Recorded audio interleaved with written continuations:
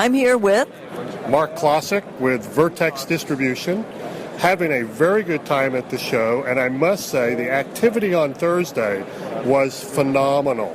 There were a lot of people, a lot of good inquiries, and if you're not here, sorry, you missed it. I'm here with Bill Johnson of Hillsdale Terminal. And tell me how the show's going. So far, the show has been going great. I see a lot of business that has picked up since last year, and I know next year there's going to be a bigger and better show for us all. Thank you. Dale Engelking from Set Screw and Manufacturing. All right, so tell me, how's the show going? Been good for us. A lot of prospects. Been encouraging. Traffic seems to be about the same as last year. So that's great. It is. Very good. Thank you. I'm here with Dave Hunt from Mid-State Specialty Sales. And he's an attendee over here at the Vegas show. And how's it going? Tell me how you like the show. Good. A lot of vendors to see, and it's a great layout, and enjoying it very much. Deborah Douglas, USA Fastener Group. And Deb, how's the show going? Actually, we've been very impressed with yesterday's turnout. A lot of activity, never a downtime for us. It's been exceptional. And I love the jacket. Thank you so much. We decided to do a little Texas theme. So, I'm here with Otto Mejia with Element Materials Technology. And Otto, how is the show going? Well, yesterday it was pretty busy. We had a chance to talk to a lot of our customers as well as future customers. And how about next year? Will you be back? Yeah, we'll be back next year. Hayden Gaston from International Fasteners. The show is excellent. We're having a great turnout from here. Everybody is loving our new products, and we're having a great show. Tim Parker with Western Wire Products. Good activity yesterday, steady flow of customers, hopefully more new potential customers. All right, and you're looking for a great second day, right? Yeah, let's hope so. Second day, usually a little bit slower. Vendors visiting vendors more so on the second day. I'm here with Larry Kelly from Buckeye Fasteners in Vegas. How's the show going? The show's going pretty good. Yesterday it started out a little slow, but as soon as we tapped into the old Rusty Bolt beer, the traffic really picked up. So it was a good show, I don't know, a little bit after lunch. So that's great. And Rusty Bolt beer is always a good come on over. Yeah, it's a good giveaway, and it really brings a lot of people around. Thank you. Hi, this is Javier Gomez with Force Industrial in San Juan, Puerto Rico, and you're listening to Fully Threaded Radio.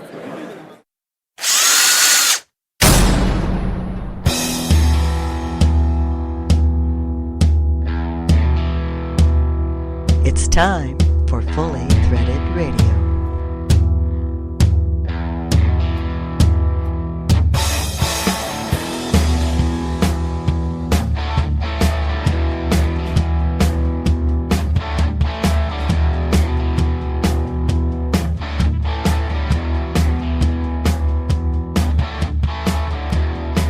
It is Fully Threaded Radio, voice of the FCH Sourcing Network. This is the online on-demand podcast where we discuss all things related to the one of the few industries where high carbon is a good thing, and that's the fastener industry. Thanks for joining us, everyone. Eric Dudas here, and I'm joined by the co-host of Fully Threaded Radio. Some know him as the Code Jammer. We talk to him as Brian Musker. Hey, Brian, you doing all right? Yeah, I'm doing just fine, thanks, actually. And I think you were the one who actually gave me the Code Jammer thing to stick on my badge at the show. That's true. That was borrowed from the neighboring SAP conference at the Vegas show. Right, and there were a lot of Code Jammers there that we had to walk past every day. That's true. It's actually pretty cool to see all those guys. What a divergence from the fastener crowd, huh? Yeah, right. It's nearly the exact opposite. Well, we'll have more to talk about the Vegas show this year. On this, episode 98 of Fully Threaded Radio, we're publishing on October 29th, 2015. Thanks again for joining us, everyone. It's great to have you with us.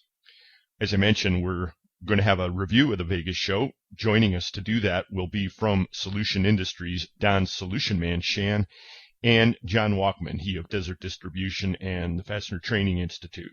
Before that, we'll talk with Casey McIlhon. He's the current president of the NFDA. He'll give us the vision for the NFDA these days, and it'll be good to catch up with him. Didn't get a chance to see him in Vegas this year. Plus, who says there's nothing new under the sun in the fastener world? We'll get with Josh Glaser of Glaser and Associates, and he'll tell us about an all-new product line that they're carrying out there, and Brian's accommodating that. We'll hear all about it. I think you'll find that really interesting. And, of course, we have the Fastener News Report with Mike McNulty. Joining him this time to examine the FDI numbers, it'll be Tom Buddenbohn, our good pal. As usual, a jam-packed one, and jam-packed with great sponsors too, Bri, right? Oh, yes. We are so lucky. And some of these sponsors we met at the show, actually most of them. So, the title sponsors of Fully Threaded Radio are Steadfast, Trinity Hardware Headquarters, and the Lindstrom family of companies. Steadfast, for service you deserve and people you trust. Trinity Hardware Headquarters, for parts done right. And the Lindstrom family of companies, including Titan Fasteners, Lindstrom by any measure.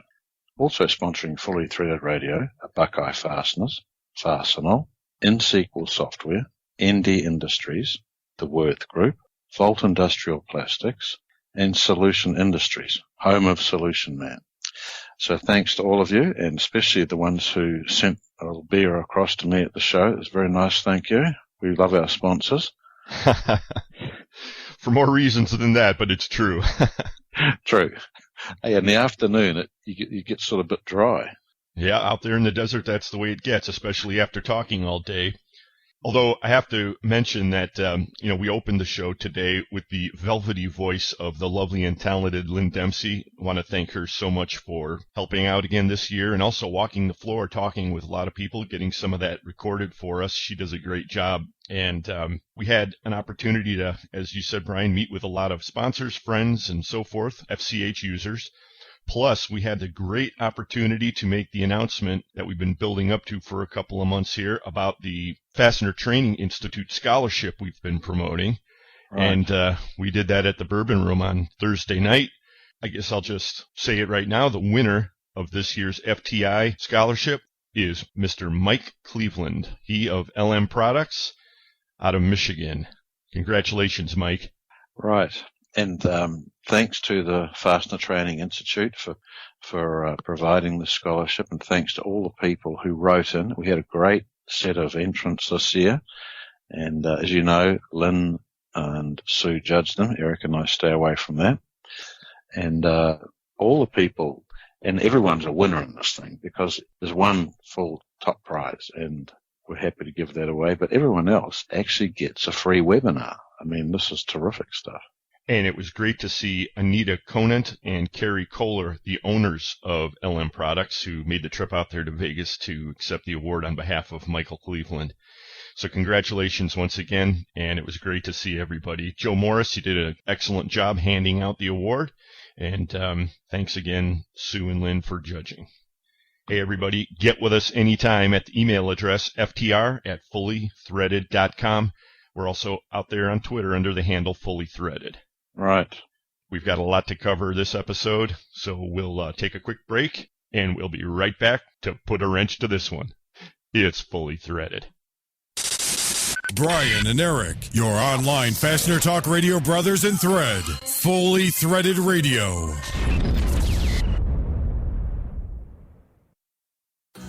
You probably know that Lindstrom is an industry leader in metric fasteners. And there's a good chance you know we recently expanded to provide a wide range of high-grade inch fasteners. But what you probably don't know is that Lindstrom has made a serious commitment to earn your socket business. How serious? Well, let's start with 11,000 products. Announcing Lindstrom's expanded line of socket products, including socket head cap screws, flat head socket cap screws, button head socket cap screws, socket shoulder screws, and more.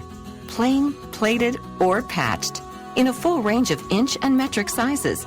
Special lengths and thread pitches available through in-house fabrication. Always packed to your specification. Lindstrom. Flexibility, choice, and value at every turn. Here for everything distributors need. To learn more about Lindstrom and our expanded line of socket products, visit lindstromsockets.com. Lindstrom, by any measure. To speak with a sales representative, call 1-800-328-2430.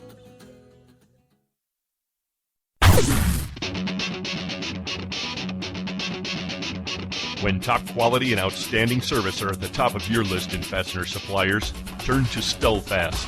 Since 1976, Stellfast has grown to become an industry-leading importer and manufacturer of the highest quality industrial fasteners, specialty items, and automotive parts. Our array of facilities across North America and in Asia, along with full quality control labs and ISO 9001-2008 certifications, ensure the highest quality parts, and at Stellfast, they're delivered with undisputed service excellence. We're family-run and dedicated to your success. Our customers have come to depend on the expertise of our staff and the quality of our products. We also offer a wide range of secondary services to meet some of the toughest requirements you might have. Contact Stellfast today through our website at www.stellfast.com and put us to work for you. Stellfast. Service you deserve, people you trust.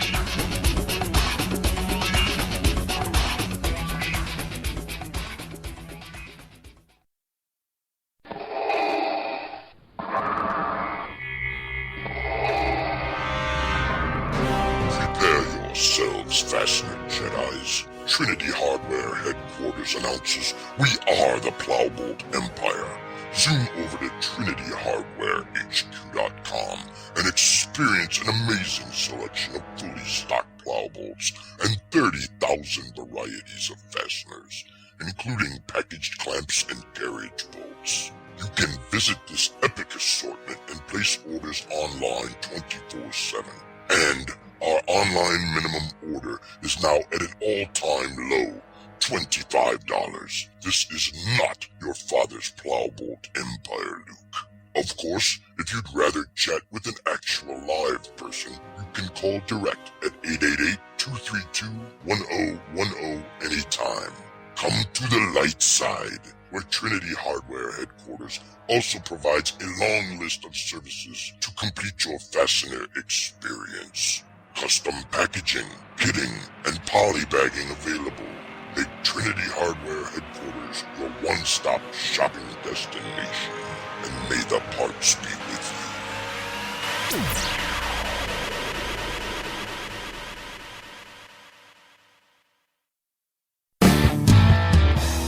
Hi, this is Nick from Cambridge, and I listen to Fully Threaded Radio.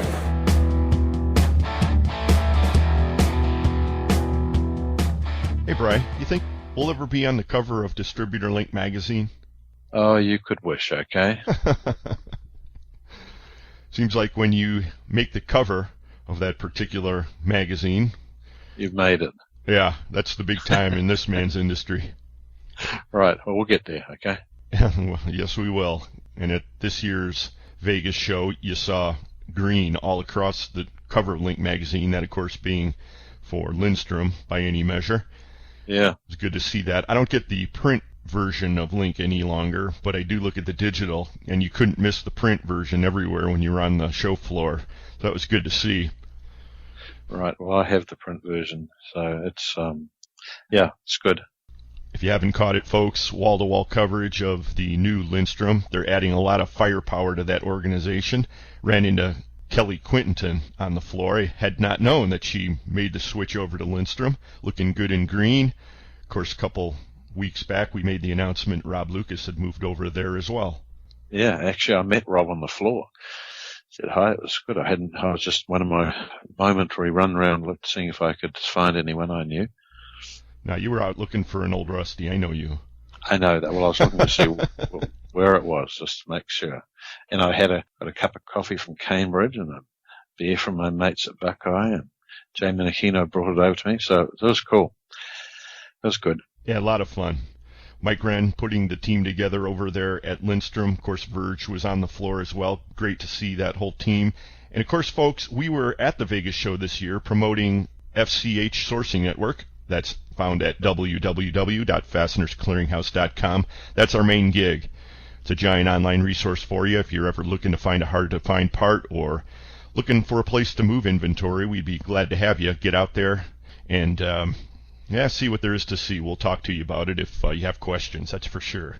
Right, and now we have over 1.2 million lines, and as you know, distributors never use Fasteners Clearinghouse, except they do at the rate of about 700 different distributors a day, okay?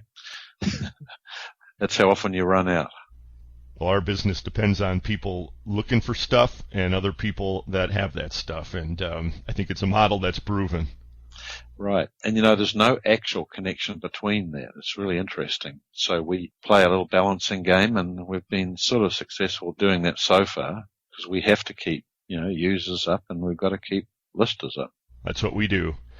Get out there, folks. FCH Sourcing Network, www.fastenersclearinghouse.com. And we appreciate everybody stopping by to tell us their experiences, good and bad, give us a pat on the back, advice, admonishments, and so forth.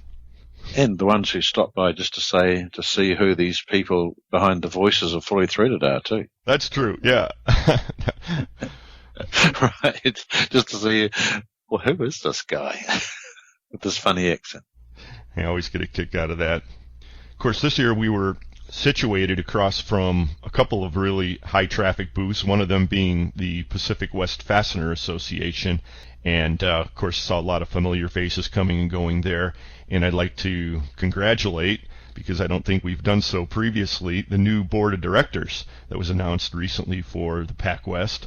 Of course, this all went into effect a couple of months ago, but the current president, the new, current president now, is Kevin Chavis of Star Stainless. He was in attendance at the show. The vice president now is Mary Ellen DeCola, she of the Socket Source. And secretary treasurer, he's wearing two hats this time. It's Dallas Puckett of Valley Nut and Bolt. So congratulations to that team at the helm of the Pac West. All right. One of the other booths directly across from the FCH booth this year was the NFDA. And as I mentioned at the top of the show, we've got an interview with Casey McIlhon. He's the new president of the NFDA. And why don't we get to that interview now, and we'll keep things rolling. What do you think? Yeah, do it. Well, there's a new sheriff in town at the NFDA, the National Fastener Distributor Association, and that would be Mr. Casey McIlhon. He joins us now. Casey, welcome to the podcast. Hi, Eric. Good afternoon. Thanks for pronouncing my name right. But we do what we can. Congratulations belatedly on your elevation to leadership role at the NFDA. Of course, you spent the last year as the vice president. That's the way it works over there. And you've been the president now for just a little while. You, of course, are with Assembled Products out of Des Moines, Iowa. And, it seems like the McIlhon name is closely associated with the NFDA, isn't it? I mean, you guys are almost like the Kennedy family of the fastener world. You could certainly say that. It's an honor to take the reins on the association, and certainly you hit that nail right on the head. We certainly have been a large part of the NFDA, as many other fastener families, so to speak, have been. But my grandfather was a part of the founding of the NFDA back nearly 50 years ago. So certainly, I believe I'm the fifth of the McIlhon clan to hold the reins. So quite excited and quite an honor for me, Eric. Yeah, well, congratulations again. And I should point out that the analogy isn't quite accurate, I guess. I mean, without all the assassinations and miscellaneous debauchery. But moving on to what you're seeing in the fastener world, you're a guy with a unique perspective these days. How do you read the industry? What's going on from your vantage point? Well, it's certainly it's a time of uncertainty, it seems.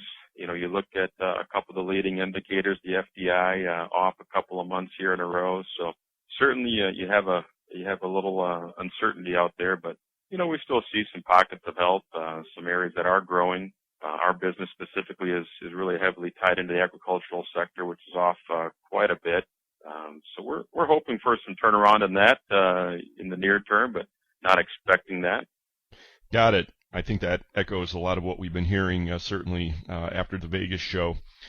Well, we'll find out what others are thinking along those lines when we see the next FDI report come out, and I want to extend a thanks to the NFDA for assisting so positively and strongly with that project. It's really a great venture. It's now, 2 years into it. Is that right? Or perhaps even a little bit longer? Yeah, I think we're in our fourth, actually, Casey. Is that right? Yeah. Hard to believe. It is. It's something that, certainly as the further on we get it with it, just be more of a more accurate metric. Yeah, nothing like a big pile of data to kind of tell a story. That's right. So your involvement with the FDI is just one small part of your vision for the NFDA. Can you tell us a little bit about what you see? You're driving this ship. What's on the horizon? Well, I'm really excited to talk a little bit more about one of the new things we're working on here now. It's called the AIM program. One of the things that I hear quite a bit from people, their concerns in the industry is tied to training and personal development. So Brian Wheeler and Melissa Patel, some folks from the YFP, they came up with the idea of working together with the NFDA in collaboration in developing a mentorship program, really something that could potentially be the farm system for fastener leadership of years to come. So this is something that we've just put the finishing touches on. I know I spoke briefly on it last month, but we're in the process now of targeting a pilot launch. We're hoping to get 2 or 3 mentorship matches together that we can, just really follow closely here by the end of the year. And then sometime around the spring 2016 timeframe, go into a full launch. Sounds like a great program. It's good to see the YFPA really churning the crank. I know they're doing a lot of innovative things to get things moving in the right direction in terms of development and so forth. And the NFDA, where better to look for mentors? How are you recruiting your volunteers for the mentor program? I presume it's a volunteer basis. Exactly. Yeah. We're going to be sending some surveys and really just getting the word out to potential mentors within the NFDA. We'll talk a little bit about it in our meeting coming up real soon here in November. But then just through email blasts and just word of mouth, getting the word out there that we're looking for a couple of mentors to help start the program. And what's interesting here, for those that were in attendance at our June meeting, the term legacy members kept coming up. So I'd like folks to know that we're not just thinking about legacy members here as mentors, but folks that are, certainly we do want people that are NFDA members will be the mentor pool, but not necessarily those veterans or the legacy folks. But just people with experience, upper-level leadership individuals that might be interested in potentially building a relationship with a younger individual. Now, is there a coordinator within the NFDA who people can contact if they are hearing this and they'd like to jump in on it, or is it just in general contact the NFDA? How's that work? Well, both myself and Vicki Lester are really spearheading it from our side, working together with Brian and Melissa at YFP. Very cool. Sounds like a good program. What else is going on at NFDA? Where are you driving things, Casey? Well, we've got a few other things that are going on. We have recently just put the finishing touches on a sponsorship program where we're going to give our members different levels of benefits based on the level of participation they want to get into. So be looking for that. We are also going to be working together with PacWest on another joint venture meeting that will be taking place in Southern California coming up in March. Great city of San Diego will be coming to visit in early March 2016. Yeah, I saw the promo for this on the NFDA website, and man, that looks really exciting. I'm tempted, believe me. And it's also cool that the PacWest is involved again. It's great to see this across the industry, really, the different associations kind of teaming up and putting together these really blowout events. And obviously you guys are doing it. PacWest, as you know, is widely regarded as the grooviest association in the industry, so it's kind of a culture thing going on over there, but NFDA's up to it. Yeah, exactly. And we're certainly hoping that it doesn't end with PacWest, that we've reached out to some of the other regional associations, and hopefully in years to come you'll see some further collaboration with some of the other regionals. But this will be our second co-hosted meeting with PacWest, and we're quite excited about it. Certainly supporting the regionals is something that we're very focused on doing, and another thing that we're really trying to focus on is increasing participation at our meetings. Something I really invested in myself. So we'll certainly looking forward to doing that in San Diego. One way, just for those out there, I know we've got a lot of non-NFDA member listeners, and I want to make sure everybody's aware that you don't need to be a member of the NFDA to join our meeting. And so if you're interested in learning about us and getting a feel, we've got a nice non-member rate. And certainly would invite those that, considering NFDA membership to come out and join us as a non-member and see if it is meeting your expectations. Yeah, great comment. I was surprised looking at the website at the rates that the hotel's charging, and the use fees and stuff like that have been reduced for the meeting. And I mean, it's considering it's San Diego, California, you can't beat rates. Vicki does a wonderful job negotiating some excellent hotel structures for us. She really does. Well, that's very cool. I know it's pretty far down the road at this point, but and I may be putting you on the spot a little bit, but do you know anything that's scheduled for the agenda on that meeting? We've got a couple of really excellent speakers. The first individual's name is Tom Riley, and he's going to be talking about a topic that we really haven't broached much in recent meetings, value-added selling, really taking the pressure off of price points and looking at value-added ways to get around the pricing conversation. So I've gotten a lot of really good feedback on Tom's presentations and other venues, so we're excited to have him come and speak to our group. We're also going to have a presentation by Brian Raymond with the National Association of Manufacturers. He's going to be talking about current technologies being used in the manufacturing sector. So I think that's going to be a really powerful bit as well. Sounds like it. We're talking with Casey McIlhon, president of the NFDA. The event we're referring to is happening March 1st and 2nd, 2016. That will be in San Diego, California. Beautiful San Diego, California, the Lowe's Coronado Bay Resort. The website for more details on all of this, www.nfda-fastener.org. Well, Casey, just want to thank you again for joining us on the podcast, and I wish you the best of luck with the NFDA, with your presidency. I know every McIlhon in history has done a fantastic job. You'll be no exception, and can't wait to see you next time, hopefully at that March event. Well, thank you, Eric. Thank you. I appreciate the kind words and the best wishes for sure.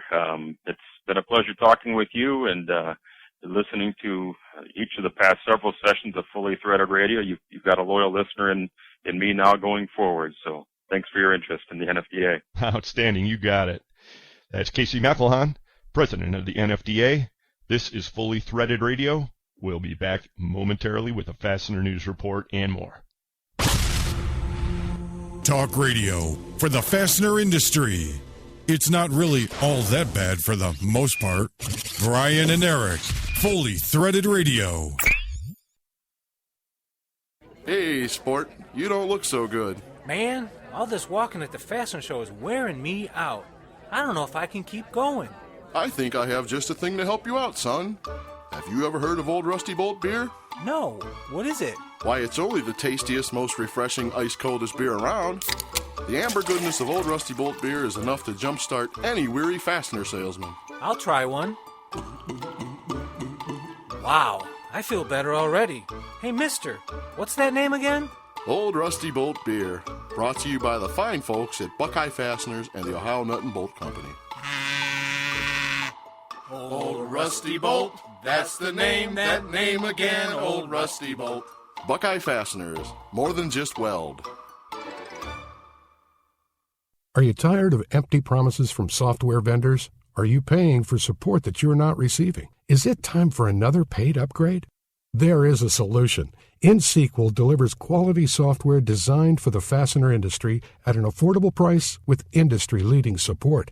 Unlike other software companies, with InSequel, you purchase your software once. There will never be a paid upgrade. If you need assistance with anything, InSequel is there to help. When you call, you will always speak with a real person offering you quick and knowledgeable answers to your questions. Can your current provider say this? quality software, affordable pricing, industry-leading support. Only InSequel can deliver all three. So why settle? Call InSequel Software at 877-446-9775 or visit www.inxsql.com. I know my customers' yearly usage, but I don't have the warehouse space to store it. Solution Man can. Submit a blanket order, and I'll not only set up release dates, I'll offer you bulk pricing too. Visit the Solution Industries website for details at solutionind.com. You're my fastener superhero. Just doing my job, ma'am. Hi, this is Rich Pease with RK Precision Products in Green Bay, Wisconsin. You're listening to Fully Threaded Radio. Go Packers!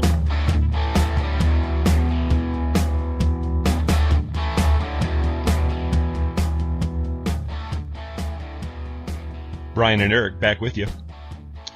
Well, Fully Threaded listeners know this is the portion of the podcast that we usually cover news headlines. Mike McNulty coming up shortly, right, Brian? Yeah. And, well, recently you kind of came up with a headline that only fastener people would appreciate, and that was you came up with a new commodity category in that great, vast wonderland known as the fastener industry.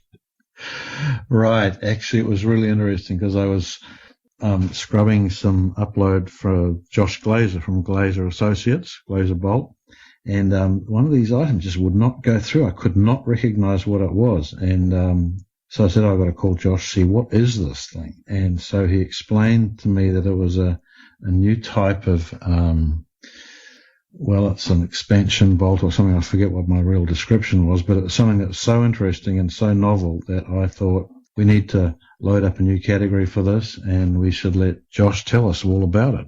And in true Fully Threaded Radio form, we are doing just that. So joining us now with Glaser and Associates from Martinez, California, Josh Glaser, thanks for joining us on the podcast.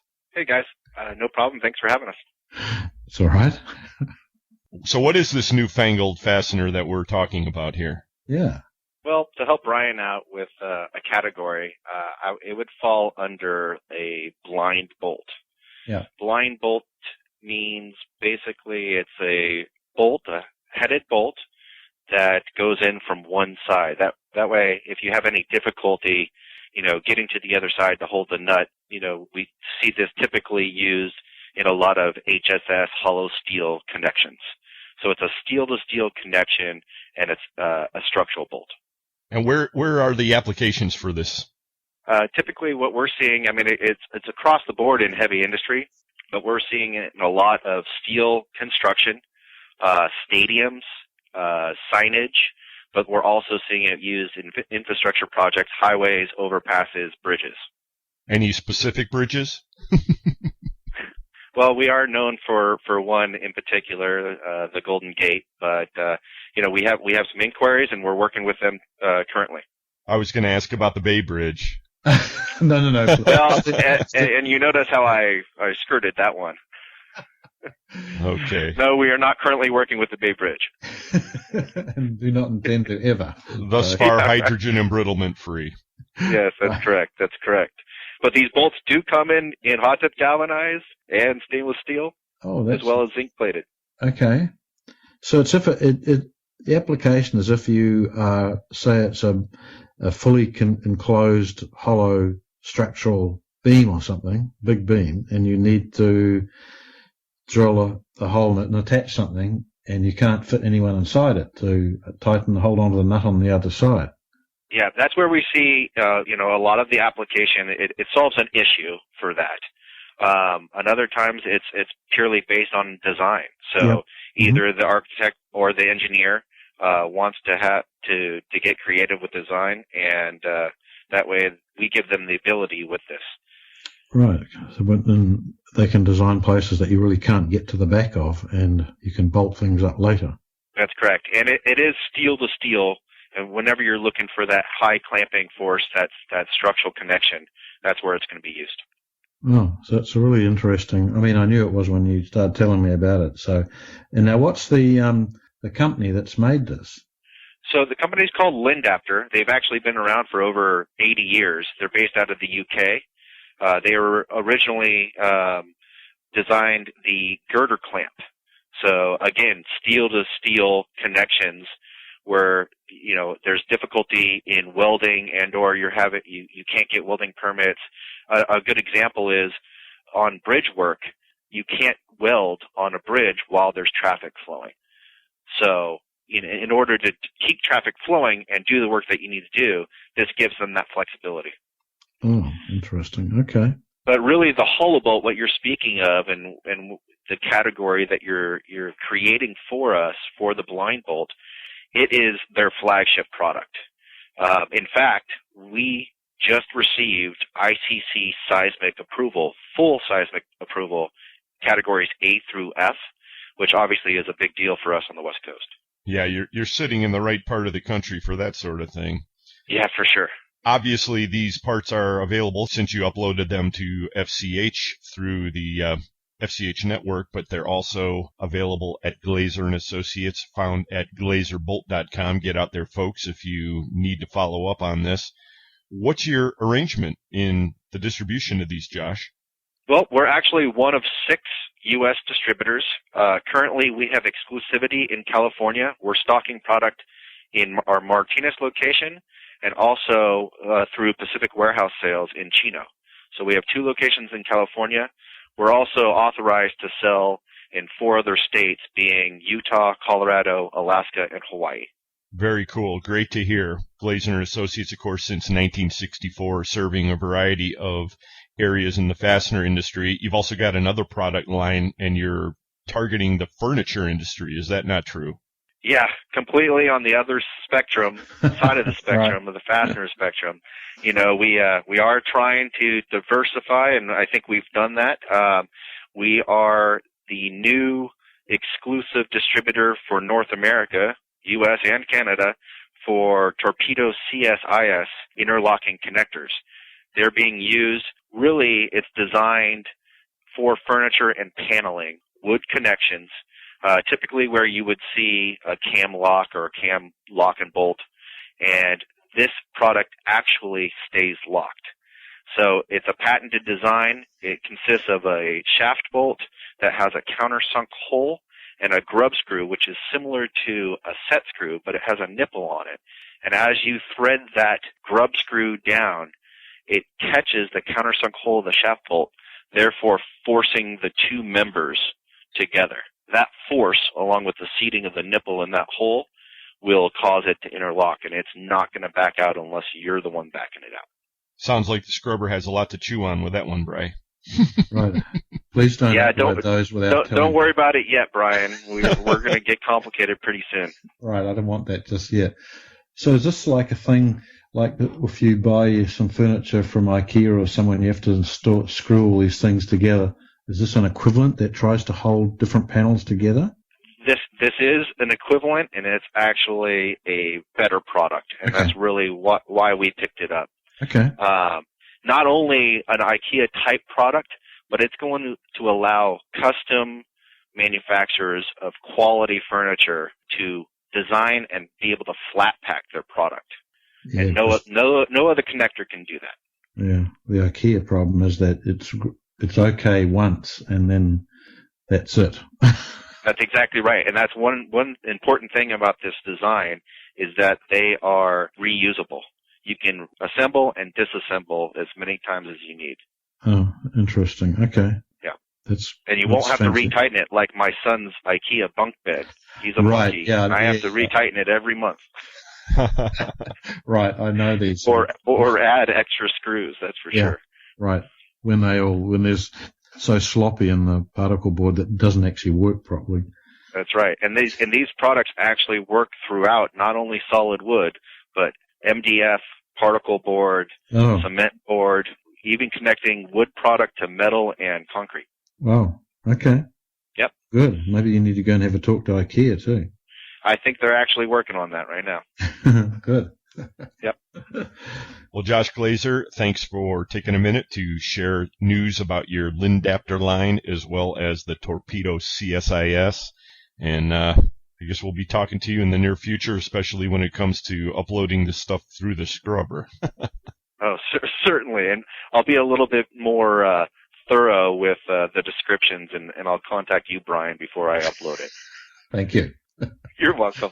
Actually, I call it a structural blind expansion bolt. Okay. Well, there you go. I think you're covering it right there. Right. Okay. Cool. Yep. FCH users, you've been forewarned. Josh Glaser, GlaserBolt.com. Thanks a lot, guys. That's all right, mate. Catch you later. There he goes, Josh Glaser. The Fastener News Report is coming up next, and that is sponsored today by Volt Industrial Plastics and Fastenal. I'd like to thank the title sponsors of Fully Threaded Radio, and they are Stelfast, Trinity Hardware Headquarters, and Lindstrom. Couldn't do it without you guys, and of course every one of you listening in. Thank you ever so much. It means a lot to Brian and myself. Right, and thanks to Mike for stopping by to say hi before he ran off to his booth. And now, with news about screws you can use, here he is, Mike McNulty. Thanks, Eric and Brian. This is Mike McNulty from Fastener Technology International Magazine, bringing you the Fastener News Report, which is sponsored today by Volt Industrial Plastics, makers of the world's finest plastic fasteners. Well, I've been to Las Vegas and back to attend the largest ever staging of the National Industrial Fastener and Mill Supply Expo, so I am really focused on fasteners and ready to deliver the Fastener News Report. In today's report, we are going to reveal the latest results of the Fastener Distributor Index, also known as FDI. Also in today's broadcast, we have newsmaker headlines from Field Fastener, Norma Group, SC Fastening Systems, NIFS, the Worth Group, Des Moines Bolt, Andros Washer and Stamping, Freeway Washer Limited, McLean Fogg, Fastenal, Alcoa, and Airbus. We also have an update from the Fastener Industry Coalition, and on the back page report, we're going to talk about the Las Vegas Fastener Show. We will get to all of that and last month's FDI results right after this. Whether you need a small or large number of fasteners, there is no reason why you should have to sacrifice quality or service for that matter. Volt Industrial Plastics takes great care with each and every order to ensure you receive a quality fastener in a timely and affordable manner. Our state-of-the-art production equipment allows us to produce any quantity you request quickly and efficiently. And with same-day shipping on nearly 1 million in-stock fasteners, we carry an inventory so you don't have to. Visit us online at voltplastics.com to find out more about our quality American-made products. Volt Industrial Plastics, manufacturer of the finest plastic fasteners in the world. Buckeye Fasteners and the Ohio Nut and Bolt Company have been servicing the fastener community since 1905. An employee-owned company for 33 years, we take great pride in the quality of products we sell, offering outstanding customer service from our very knowledgeable sales team members. Our standard product lines include graded weld screws, resistance weld fasteners, leg levelers, tube inserts, clevis pins, and various other fasteners. We have complete custom manufacturing capabilities in low carbon, medium carbon, and stainless steel materials, and our quality systems are registered to ISO standards. We also have an entire team of sourcing specialists able to locate those hard-to-find items with typically smaller minimums and shorter lead times than that of our competition. We offer same-day shipments from one of our warehouses, strategically located throughout the United States and Canada, enabling us to fulfill all your fastener needs in a very timely manner. To find out more about Buckeye Fasteners, please call us at 800-437-1689 or visit us on the web at buckeyefasteners.com. Buckeye Fasteners, product support from development to implementation.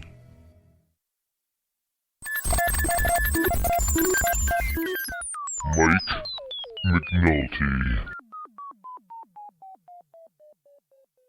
In September 2015, the FDI inched up to a seasonally adjusted level of 47.5, a slight improvement from the previous month's reading of 46.7, but still below the 50-point growth line.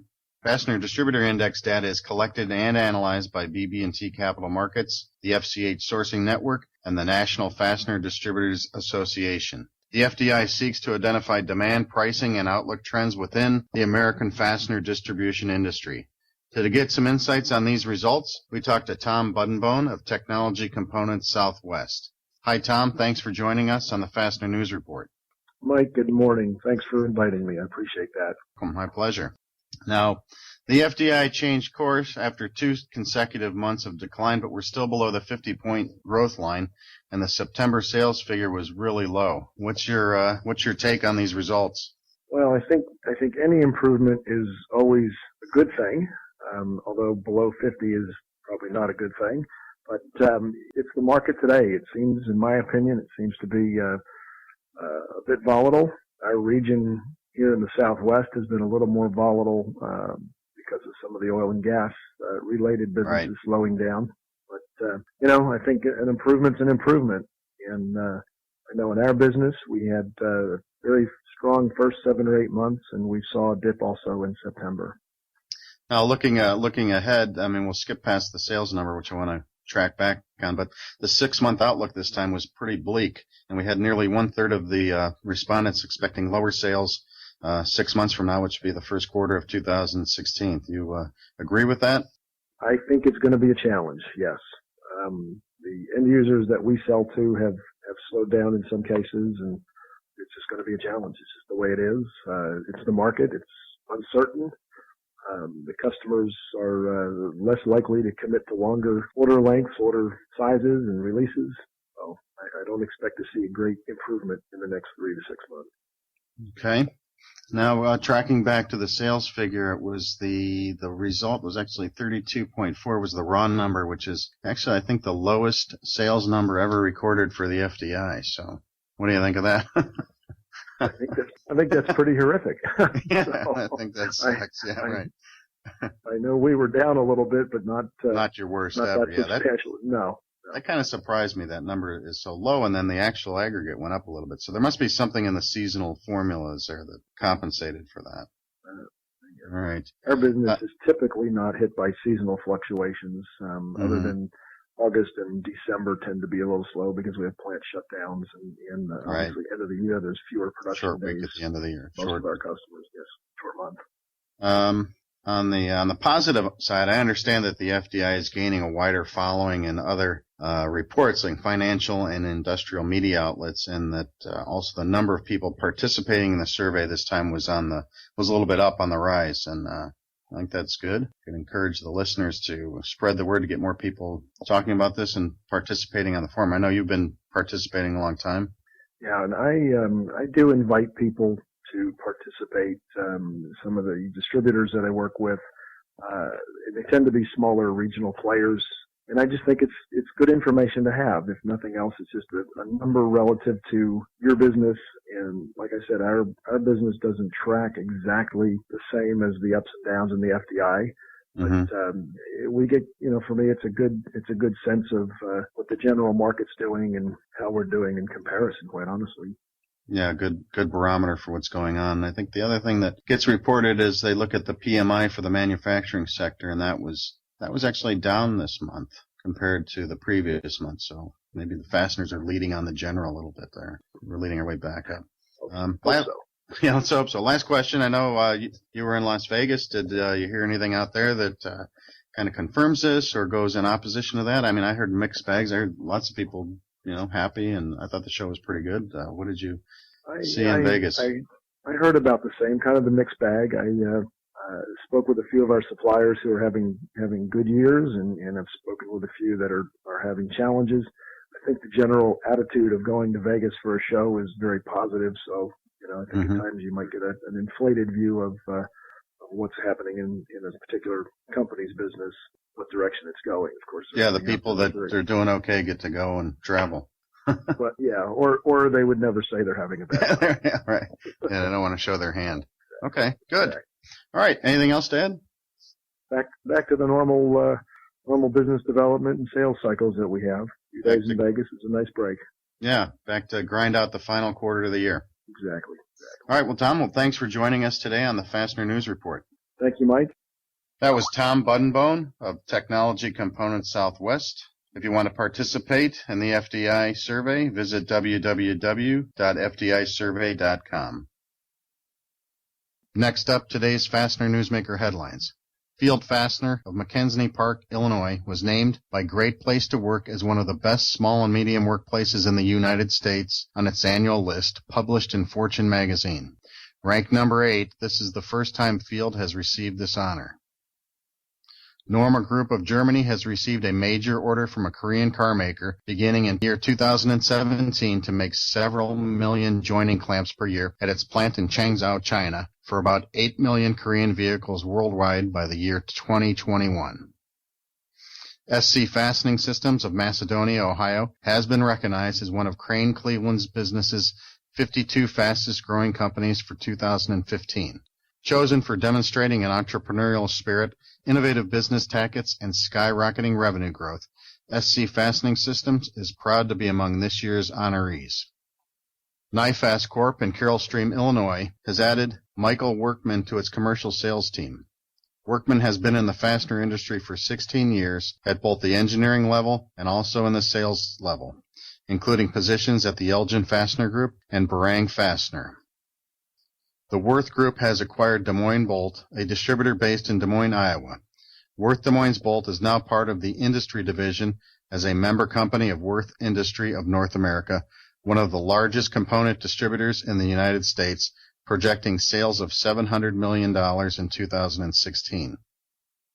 The assets of Andros Washer and Stamping Limited in Ontario, Canada, have been purchased by Freeway Washer Limited, also of Ontario, Canada, a wholly owned subsidiary of the Freeway Corporation based in Cleveland, Ohio. Andros was a family-owned business established in 1972. Barry L. McLean, CEO and Chairman of McLean Fogg, has appointed Duncan A. L. McLean as President of McLean Fogg. Duncan McLean will remain as President of McLean Fogg Component Solutions, and he has also assumed the role of President of McLean Power Systems, also known as MPS. Winona, Minnesota-based Fastenal Company has signed an agreement to acquire substantial assets of Fasteners Incorporated, a regional industrial and construction supply distributor with store locations in Washington, Idaho, Oregon, and Montana. The agreement includes several conditions and is expected to close by the end of October. Fastenal also announced that Dan Florness, the current Executive VP and CFO, will take over the reins of Fastenal CEO on January 1st, 2016. And our top Fastener Newsmaker headline is that Alcoa has signed a $1 billion contract with Airbus for high-tech, multi-material aerospace fastening systems. The deal is Alcoa's largest fastener contract ever with Airbus. Alcoa fasteners will be used to assemble some of Airbus's high-growth airplanes, including the A350 XWB, the A320 NEO, and the A330. Fastener materials used in this contract will include stainless steel, titanium, and nickel-based superalloys, which improve fatigue life, enable lightning strike protection, and improve wear and reusability on conventional and composite aircraft. Alcoa will make these fastening systems at 14 of its global manufacturing facilities. Now stay tuned for a Fastener Industry Coalition news summary delivered by FIC board member Jay Minichino of BMB Fasteners. Hello everyone, I am Jay Minichino and welcome to the Fastener Industry Coalition's Association News for October. MFDA. The MFDA recently held their annual golf outing at Crystal Springs Resort. The night before was their cocktail party, which celebrated the 20th anniversary of their golf outing. The great location drew many industry golfers enjoying a beautiful fall day of golf. They are now beginning to collect toys among member companies for their annual Toys for Tots holiday party on December 3rd. For more information, please visit their website at www.mfda.us. MWFA. The MWFA recently held a fall event with NCFA. The day included plant tours to 6 locations, sharing of company literature, 5 minutes of fame to present about company profiles, and the day finished with an Oktoberfest dinner. The response to this day was so great that plans are underway to repeat this program next year. The MWFA is getting ready to award close to $40,000 in scholarships. These winners will be announced at the November 5th dinner meeting. Guest speaker for that evening will be Ryan Chiaverni, co-host of Windy City Live in Chicago. For more information, please visit their website at www.mwfa.net. NCFA. NCFA is hosting their Christmas party December 3rd at the Corner Alley in Cleveland's historic East Fort District. Please note the new date. For more information, please visit their website at www.ncfaonline.com. NEFDA. The NEFDA just recently held their tabletop show at Foxwoods Resort and Casino in Connecticut. This was a new venue for them, which was very well received. They look forward to returning to Foxwoods and possibly adding more events along with the show. The NEFDA will be featuring Daniela Marceau from ITR Economics this November at Sturbridge, Massachusetts. For more information, please visit their website at www.nefda.com. NFDA. You won't want to miss their executive retreat scheduled from November 8th through 10th at the Ritz-Carlton in Key Biscayne, Florida. Programs for this year's event include Cultural Eats Strategy Lunch, VMI Opportunities with Your Suppliers, Doing Business in Mexico, and Success with CRM. For more information on this event, please visit their website at www.nfda-fastener.org. Pac West. You won't want to miss Carmen Vertullo's seminar on how to make the most of selling specials. For more information, please visit their website at www.pac-west.org. CIFA. CIFA has secured Al Bates, the president of the Profit Planning Group in Boulder, Colorado, to speak at their annual spring conference in Tampa, Florida next spring. The conference dates are April 12th through April 14th, 2016. Watch for more information at www.thecifa.com. Wi-Fi. Wi-Fi is pleased to announce their scholarship winners. Ann Bisker-Walt Scholarship goes to Gloria Medina of Interstate Threaded Products for an FTI training class. The Edith Cameron Scholarship goes to Nora Holtz of Brighton Best International for the 2015 National Industrial Fastener and Mill Supply Expo. For more information, please visit their website at www.fastenerwomen.com. Please come out and support these and other great events hosted by your regional or national associations. This has been the FIC Association News, bringing the industry together, one fastener at a time. That was Jay Minichino of B&B Fasteners. Finally, let's turn to the back page to talk about the Las Vegas Fastener Show. The 35th National Industrial Fastener and Mill Supply Expo took place last week at the Sands Expo and Convention Center in Las Vegas, Nevada, with its largest ever exhibition floor of 83,000 square feet of exhibition space. Over 830 10x10 exhibition booths were sold, which is 7 more than last year and a new all-time record for the expo dating back to its inception in 1981. Altogether, 635 companies from throughout the USA and more than a dozen other nations were on hand to exhibit their fastener industry products and services. Over 100 of the exhibitors, or nearly 20%, were new to the show, and there was growth this year in the machinery and tooling area. In my opinion, the 2015 show was one of the better ones in terms of business activity, attendance, and exhibits. I also like the new venue for the opening reception, poolside at the Treasure Island Hotel, Casino, and Resort across the street from the Sands Expo. As is my tradition, I tallied up the exhibitors by country, and the results were pretty typical of recent Las Vegas shows. 62%, or nearly 400 exhibiting companies, were from the United States, and the others came mostly from Asia. 132 exhibitors from China, 66 from Taiwan, 11 from India, and handfuls from Japan, Korea, Turkey, and a few Southeast Asian countries. Together, Canada and Mexico added another dozen or so, as did Europe. In 2016, there will be a few notable changes. The show moves next door to a larger exhibit hall in the Sands Expo. The dates move to the last full week of October, and the exhibits are open on Wednesday and Thursday of the week instead of Thursday and Friday, October 26th and 27th, 2016. If all goes well, I expect the 2016 Expo will surpass this year's record-breaking exhibits. This has been Mike McNulty of Fastener Technology International bringing you the Fastener News Report. Remember to send your news, pictures, comments, corrections, or complaints to me at mcnulty@fastenertech.com.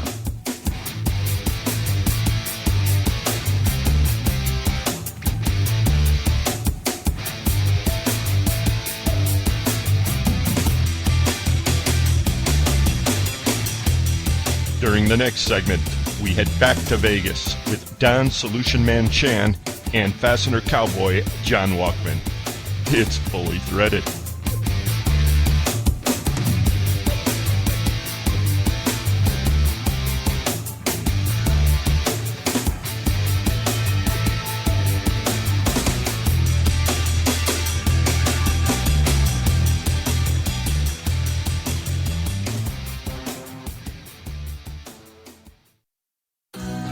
How do you make the top name in packaged fasteners even better? Combine it with one of the best-known names in the fastener business. Announcing that Titan Fasteners is now a proud part of Lindstrom. For more than 50 years, the Titan name has provided distributors with experience, technical expertise, and full customer support in every package that shipped. For fastener needs in in-plant maintenance, industrial and construction, MRO and automotive, fleet, farm, building and grounds. Available by the box, keg, or pallet. Titan means packaged fasteners, and Lindstrom means choice, flexibility, and value. And together, we now offer more than 133,000 SKUs. For value-added fastener solutions in metric or inch, turn to Lindstrom and Titan Fasteners. To learn more about Titan Fasteners, visit titanfasteners.com. Lindstrom, by any measure. To speak with a sales representative, call 1-800-789-8112.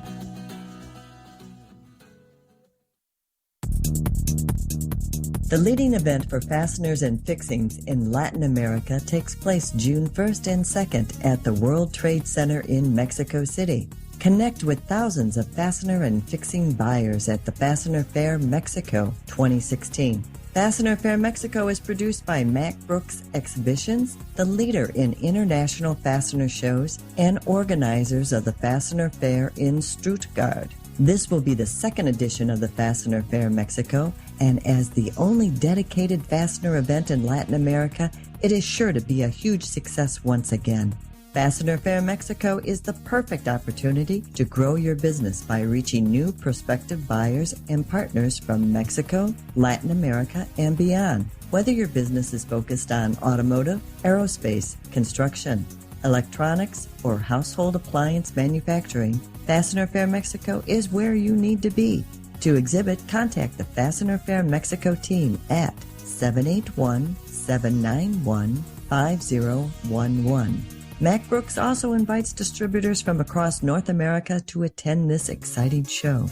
To receive an invitation to attend Fastener Fair Mexico as our guest, please join our mailing list at www.fastenerfair.com/Mexico. Once again, www.fastenerfair.com/Mexico. We look forward to seeing you June 1st and 2nd at the Fastener Fair in Mexico City, and bienvenidos to the North American fastener industry.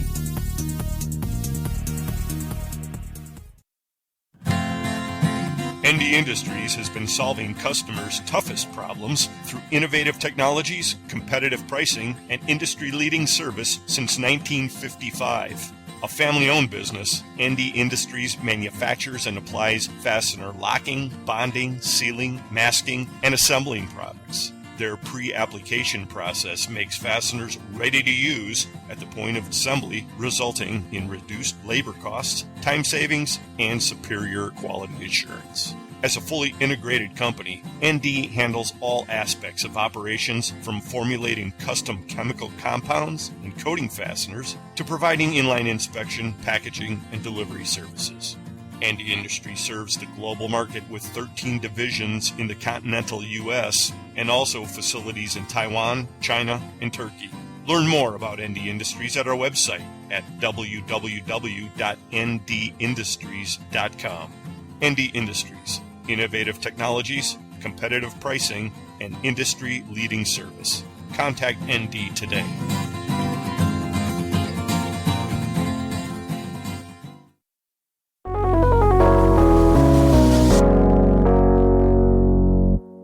Hey everybody, this is Carmen Vertullo with the Fastener Training Minute, brought to you by the Fastener Training Institute and my little place out here in San Diego called Carver Consulting. One of the things I do a lot of in my work is help people with drawings, that is blueprints for fasteners, specials, standards, dealing with specifications, solid models, and computer-aided design stuff. And one of the questions that isn't phrased exactly this way but comes up often is, Daddy, where did drawings come from? Well, if you ever wondered where drawings come from and how to make them, stick around. When we come back, we'll tell you what it takes to make a good professional-looking drawing and how you can get one. See you in a minute. Thanks, Carmen. This is John Wachman for the Fastener Training Institute. Bengt Blendoff had a great turnout for his Fastener Technology Workshop at the Las Vegas Fastener Show. This all-day fact-filled session can be presented to your association or group. Please let us know when and where, and we can submit a proposal. There are still a few seats left for our November CFS week-long class. This 5-day class is held at the Industrial Fasteners Institute headquarters just outside Cleveland. This continues to be our most popular event. Our CFS designation stands for Certified Fastener Specialist. We have over 450 graduates of this program.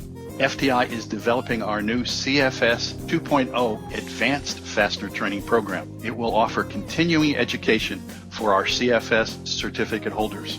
Our inaugural event will happen in 2016. Please go to our website to join the growing interest list. Additional details will be available by year's end. Our November 20th webinar topic is Fastener Print Reading, presented by our 3FF favorite fastener friend, Carmen Vertullo. There's a bunch of information contained on a fastener print. The print is often referenced on the purchase order, and that makes it important to you. Do you know how to interpret all those numbers, squiggles, and symbols? Carmen's got the answers. Our webinars are content-rich, convenient, and cost-effective. They are live and interactive with a 60-minute presentation followed by a 30-minute question and answer period. All you need is a device with a high-speed web connection. We are looking for webinar sponsors to help support these programs. AVK Industrial Products is sponsoring our March webinar covering blind threaded inserts. Star Stainless Screw is sponsoring May's webinar, Corrosion-Resistant Fastening and Stainless Steel Fastener Specifications. Contact us about sponsorship information. Please visit our website, fastenertraining.org, to see our complete schedule with class and webinar registration details. Now, back to Carmen for our Fastener Training Minute.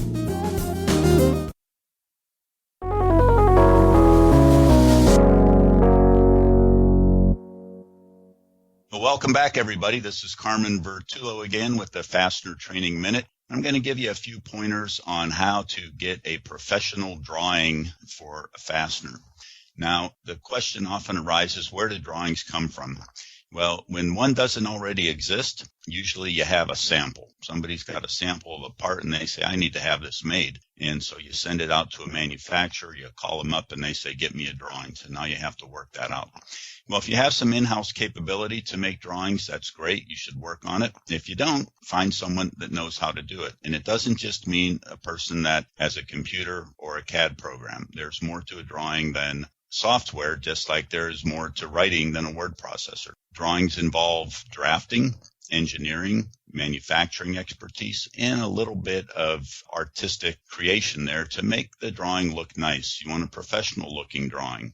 You should all have some kind of title block paper, even if you're not in the drawing business. If you want to have a professional look, that means that piece of paper that's got your name at the bottom of it with a bunch of other miscellaneous information. Things that are going to show up on the drawing are dimensions and tolerances, materials, standard fastener materials, non-standard fastener materials, special materials. You may have specifications, fastener and non-fastener specs on there. How do you call out threads properly? Surface finish, that is the roughness, not necessarily the coating, can have a big impact on the cost. Platings and coatings, hydrant and embrittlement relief.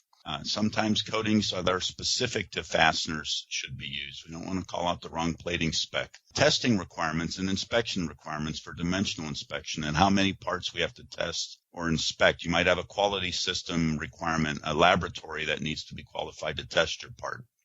And who's responsible for the design and any changes and revisions? Revision level is very important in the drawing world because it's one of the places where we make the most number of mistakes that create scrap, is we make the part to the wrong revision level. If there are customer part numbers involved, it's very important that you have a good understanding with your customer about what you're providing when you certify to their part number. We want to avoid using, or at least properly use, proprietary features and names for drives and thread forms and coatings and so on. So where do drawings come from? Well, they come from an engineer or a design person who has the professional ability to put down on paper the idea that is either in your head or in a sample.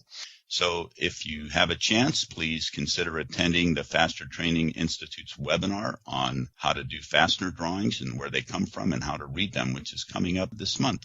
Thank you for listening, and this was Carmen Vertullo with the Fastener Training Minute.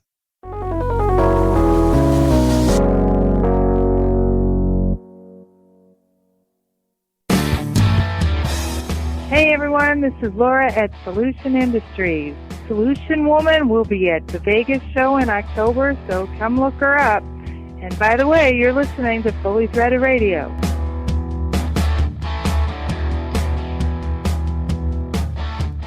Brian and Eric back with you, doing that fastener thing we do so well.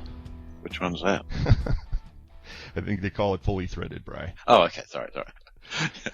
Well, it's that, yeah. Well, it's that time of year again, and hard to believe, but the Vegas show came and went for 2015. Of course, we're back in the office again. Well, I am, and you're nevertheless working as usual, Brian, on the road, on heading back eventually to the Chicagoland area. But man, it was larger than life again this year, huh? Yeah, I know. It was a good show.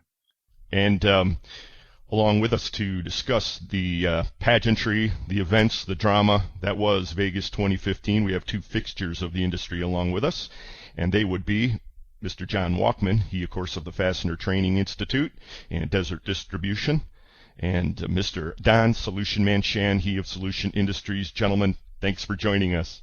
Hey, good morning, guys. Good morning. Hey, Brian, Eric, how are you?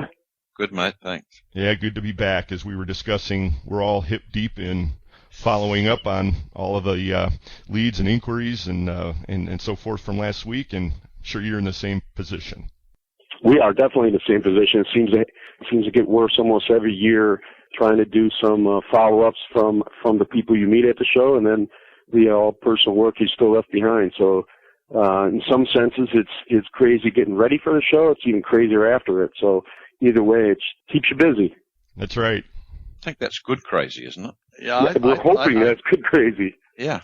Yeah, it's a busy week for us. I actually showed up on Sunday. Had some business on Monday, sales meeting on Tuesday. We were doing fastener training on Wednesday, so I didn't leave till Saturday morning, and it was, as usual, a busy week.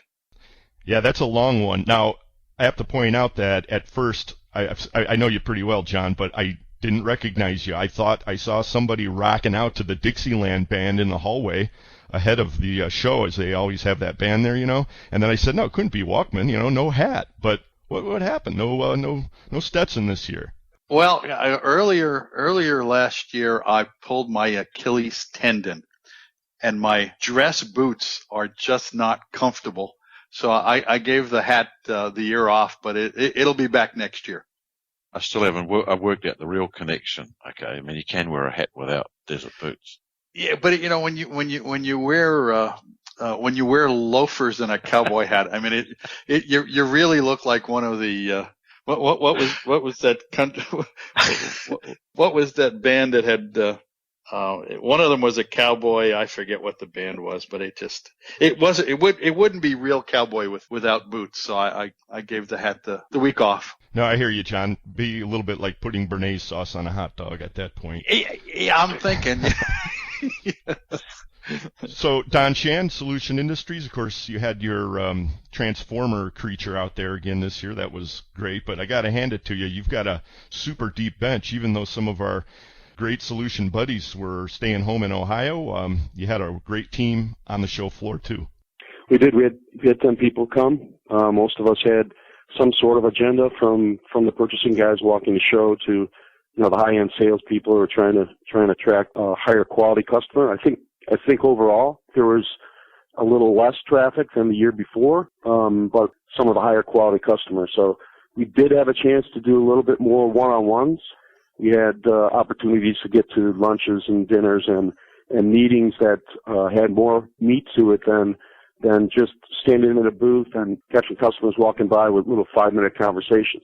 It always seems to be for us that we're trying to set up the following year or set up another lunch and learn, or just to get to know a customer in a little deeper social atmosphere. It's always why that show is the best show of the year.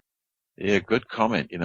When someone said to me, what did you think of the show? And I thought, well, I thought the traffic weren't as many people, but I actually talked to people and I don't know, I thought were better people to talk to. I don't know why that was. My gut feeling was that it wasn't as much traffic, but it was a much higher quality traffic. You got a koozie with our draft beer this year too, so that was always good. Oh, that was very nice. Thank you. Yes, it was. Apart from that was excellent. Thanks. Worked for me too. Yeah. Yeah, without showing my age, I think I have either attended or exhibited in every Fastener show since Columbus started. I did exhibit in the very first Columbus show, and it does show my age. I'd have to say every one I've participated in has been well worth the time, and I might agree that the traffic might have been a little less. It's hard for me to say if it was less, but I do agree with Don that the quality of the show was just awesome. We made a lot of contacts both on my desert distribution side and Fastener Training. It was well worth our time. Cool. I'm looking at the show program, and I don't want to give anything away, John, but this was advertised as the 35th annual, and that of course is combining Columbus and Vegas, but of course a couple changes are coming up for next year. We'll talk about that a bit later. I talked with McNulty earlier, and as we're recording this, unfortunately we didn't have the numbers, so I can't throw any real firm numbers as to what the traffic was or what they were publishing, but I guess we did take a sampling of the ratio, as we usually do, about domestic and international exhibitors, and it worked out to about 65-35 to the best of our ability to calculate. I thought that was kind of interesting. So kind of holding steady from the past few years. Yeah, I thought you forgot to mention one thing, Eric, that John started going to the show when he was 5 years old. Thanks, Brian. I was going to add that, but I actually remember I was working for Bulten, the Swedish metric supplier, and I was sitting in my office, and Dick Mayo, who was working for Majestic, called me up and he goes, "We're going to do this new show." And I said, "Are we really?" He goes, "Yeah." So I remember signing up for the first show, and it was really, really low cost. And I think the first show was it was okay, and it must have been better than okay, because the second year we did it again, and then by the time we got into the third year, it basically became institutionalized. I mean, if you are in this business and you don't go there, you're just missing out. Have any idea what a 10x10 was going for back in those days? God, Lord, if you made me think, I think it was less than $500. Wow. In some ways, that old Hyatt in Columbus, that second floor there, when the show was over, everybody went there, and it was like the distributor social we have in the North Coast now. It was just the place to be, because there was no one really else to go. Where the pool party they had at the opening of the party this year, that was real nice too. Well, it was a little spread out a little bit. It's just too short. You need a little bit longer time. Yeah, I agree. I think that location, even though when I arrived, all the bars had closed. It was a great place to have it. Nice and casual and open. It was a terrific place. And I think because we got away from the recycled air being outside, I'm going to encourage Mike McGuire and Jim Bannister to do that again next year, because I think I was worried that somebody would fall into the pool either while they were texting or tweeting or just not paying attention. But no, I thought it was awesome. You must have left early, John. No, actually, I think we almost closed it down. But Jay Queenan from Specialty Bolt, he says if the next time somebody brags about the second floor at Columbus, he's going to shoot them. and once he says that, then I have to just come back at him and tell him how great it was. Because, it was standing room only. For the most part, if people did leave, they went to dinner and then came back again. And maybe it's kind of nostalgia, but it was pretty cool. I always enjoyed it. Right. Well, I think the industry's still wrestling with a way to duplicate that in Vegas. The Bourbon Room, it's not really taking the place of that experience for sure. But let's get back to the 2015 Fastener Show. And on Wednesday, of course, we were just talking about the big opening ceremony, as we call it, Fastener Prom.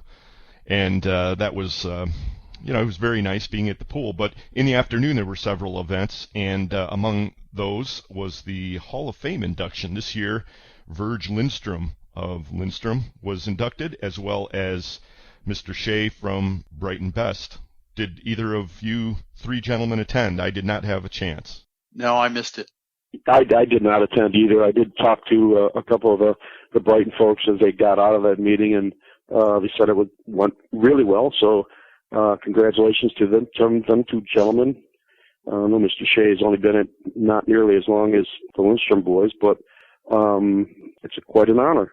It absolutely is. I heard it was a fairly intimate affair, invite only, so I guess that explains why I wasn't there. But it was a great honor. I had a wonderful opportunity to get to know Mr. Lindstrom a little bit, and I congratulated him, and Lindstrom, of course, being on the floor, showing off their wares and making a good presentation as always. But there was some fastener training going on as well, wasn't there? Yeah, we had a great class. Bengt Blendoff came back again and did his Fastener Technology Workshop. We had close to 30 people in the class, which is pretty typical for that class, and people loved it. And we're going to do it again next year. I couldn't do any of those things. I was sitting waiting for someone to replace the monitor. They delivered us a monitor that didn't work, so I didn't get out of there till 7:15. Uh-huh. You got to admit, Bri, over the years, our technical issues have been few, and I guess we were due for one, but yes, we had a little bit of a delay. Unfortunately, You took the hit for the team, and you let me go to the pool party, and you waited back for the tech guys to show up, but in the end, it all worked out just fine. Yeah, it did. So there were another couple of events that occurred on Wednesday the 21st, and one of them was the Women in the Fastener Industry meeting. Heard that was well attended, and the presentation went well. Also, the Young Fastener Professionals. I thought this was fairly interesting because they had kind of a speed dating networking event, and I heard from traveling salesmen there were probably 75 or so people participating on that, so I'd say that was a success. Wow, sure sounds like it. I didn't get a chance to do it because I was busy doing about 9 other things, but I did also come across Carmen Vertullo did a class on selling specials, and that was pretty heavily attended also. I saw the 30 under 30 group. I didn't get a chance to go either because of previous commitments, but we did send a team over there, and even talking to them, and after it was over, they said it was well attended and is a different type of format for them that they think actually works. So maybe it's so many things going in so many different areas, you just can't duplicate yourself. You need to send people with agendas so you can get exposure in almost 4 or 5 things going on at one time. It's a little difficult. Yeah, true. You have to choose things, and there's only so many things you can get to at any one time. But it's a good problem to have, though. Yeah, it is very much so. Again, that deep bench coming in handy, Don. Yeah. Well, actually, it works. So every year I keep on saying that they'll take less and less because it is expensive. Yeah. But when you start putting them down, you almost need them in different areas. And we added Jim Jordan this year, so he's got more of the offshore exposure for us, and adds a different dimension to solutions growth. So your time gets even thinner. So it's fun, but time goes so fast, it just flies through there. And next thing you know, you're hip deep, as you said, in work. Yeah, you're reeling and thinking, hey, it was a good show, actually, so that's cool. Well, before we turn the page on that part of day one, the pool party, Don, I had an opportunity to talk with your partner, and I think he's in this fastener game for the long haul because John is now sporting a very handsome Solution Man tattoo on his leg. Yes, I heard this too. I told him that, you know, a real man would have put that on his head. You could have had like a Mike Tyson eye patch. He wasn't going to go for that one. No, I don't blame him, actually. Well, he was telling me that you guys were considering making this standard issue for the company, and you know, maybe he didn't want to go too far over the top with this first thing, but congratulations. I think that was really an act of commitment right there. Right. Yeah, pretty much. Yeah, talk about taking one for the team. Yeah. Exactly. So then, moving to Thursday, the show opened, and again, I pointed out that the mellifluous tones of the Dixieland Band were there to greet all of us, and the rumbling began, and I think we're all in agreement that all the way, at least through lunchtime, there was a lot of excitement on the floor and decent traffic. Everybody seemed to be pretty happy. Anybody detect a main theme in general that people were talking about? I didn't detect that at all. I mean, every year there seem to be some rumors about acquisition going on, but I think to me, it seemed like everybody was trying to position themselves moving forward to what they're going to do next year and, you know, how they're going to accomplish their goals. There seemed to be more of that than typical acquisition thought, you know, even from distributor customers and or manufacturers or importers. It's kind of a weird vibe for me. Yeah, I didn't detect any sort of theme. What I did notice, it was really a lot of traffic in the morning, but it sort of slowed down in the afternoon more than it usually does. So it was sort of slowish in the afternoon. On Thursday too? Yeah. On Thursday, yeah. Yeah. Yeah, I thought the Thursday crowd, again, it's good at the beginning, maybe up to lunch, 1 o'clock, and then it just tapers down pretty quickly. That's what I thought too. And I didn't notice that last year, but I did this year particularly. Yeah, it's good. And I didn't either. I agree with you. But again, if we look at the higher quality customer, they got in there early. They had agendas and who they wanted to talk to. They probably have lunch commitments, and you know, if you can't get them early, it's hard to find them after that. So the social events after it helped because the guys that you came to see that you really didn't have a chance to find, you know, maybe you could find them in a social environment after it's over. You know, that's true. Yeah, but I agree. You know, but during the morning, you actually see people walk by the booths because the people working the booths are jammed. So I think later on Thursday, we got a chance to catch some of the folks who didn't catch us in the morning. But as always, it's lighter in the afternoon than when they first open the doors. Thank goodness we have the lovely and talented Lynn Dempsey, and she helps us to snag a lot of those people and hold on to them while we're doing demos. Or I guess I should be more honest and say while Brian's doing demos. But yes, you should actually. But you guys are like a fine-tuned machine at this point. Still, a lot of people get through in that melee at the beginning, and we also have to mention that the big mystery was revealed. That, of course, being the color of this year's Stealthfast Monkey. Was anybody surprised? Yeah, no, I liked it. That color, of course, this year was not really a color per se, but it was a camo. Very smart-looking monkey, I would have to say. And I will say that I'm not sure it came at my behest, but 2 years ago that was my vote, and hopefully that added to it. But in any event, it was a really cool primate there hanging off of the back of our booth, flying the Stealthfast banner. Right, and we actually snagged one, or you snagged one for us to take back to Jack, but someone relieved us of it over the night. It was either one of the security guards or one of the janitorial staff, but everybody needs a monkey. Yeah. Well, the other thing about the show, and you know, I mentioned it. I did the very first one. The new electronic toys that we have. You know, I was working the show with. Beth Van Zant and Joe Morris, and the three of us were in different parts of the hall, and with texting and cell phones, we could snag people or scoot over to another booth, and those are things we weren't able to do, 10 or 20 years ago. So it really makes you a lot more effective as far as catching people you want to meet with. I haven't mastered that quite as well as you have, clearly, okay? Okay. You're still working on trying to get your screen working. I was. Yeah. But it sounds good. I mean, I must say that I wish I could manage that. Did any of you guys get out there in the Twitter sphere during the show at all? I was having a difficult time. Well, actually, I was shut down. Twitter was not working for me from the show floor. I wasn't sure. I just got this new phone, if I hadn't set it up correctly or what, but I did compare notes with Vicki Lester, and she's the tweet queen usually at the show, and she said she was having a hard time too. What did you guys experience? Not you, Bri. Yeah, not me. Yeah, yeah. I think Eric, we were on that last row over by the wall, and I do think some of the internet connectivity over there was a little sketchy.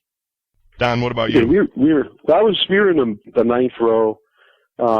We had some twittering going on, but a traveling salesman came by and took a couple spots. Other than that, I really didn't have the time to think about the Twitter aspect. Just too busy worrying about, you're talking to one guy and here comes another one down the road that you want to get a hold of, and there's a little bit of I have to figure out how to play the aisle a little bit. Right. Well, I think on the bright side of that subject, in all honesty, the social media landscape is not really red hot for this show.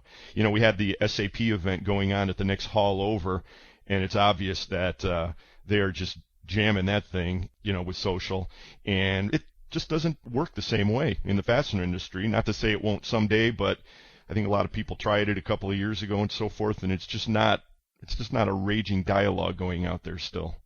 Yeah, I do also.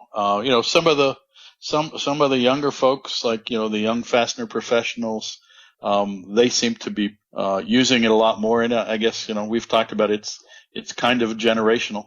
Agreed. So as Thursday wound down, most of us snuck off to our respective customer dinners and so forth. We had our usual banquet. Had my brother in attendance this year, which was great. He has nothing to do with the fastener industry, but I don't get to see him that often, so we had him at our table in addition to our usual group, and that was just great.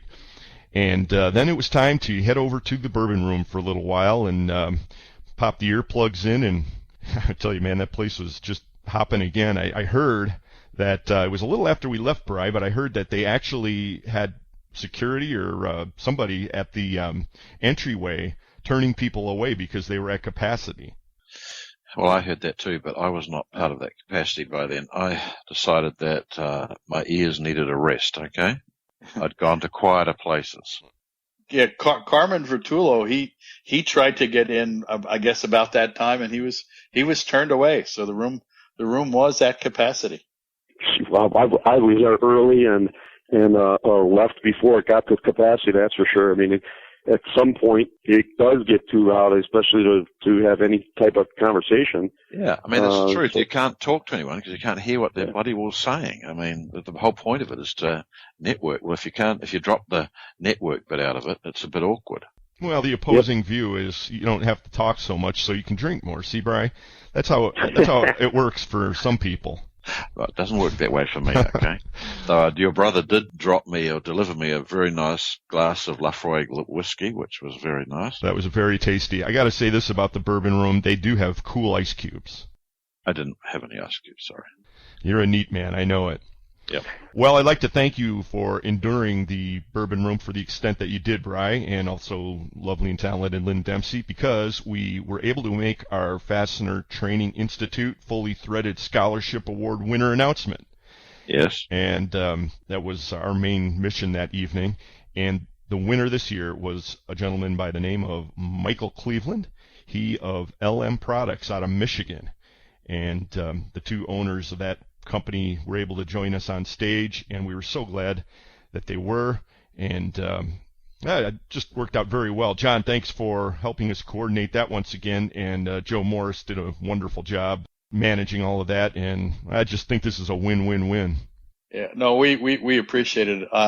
We had a chance to visit with the gals from LM, I guess it was Thursday afternoon, and they were quite excited about their folks. Was it Michael on their team getting the scholarship? We'll get him signed up for CFS week, whatever one fits with him. Also, I think Eric, we had 19 people make submissions for the scholarship, and each one of them will get a free webinar one of our Fastener Training webinars.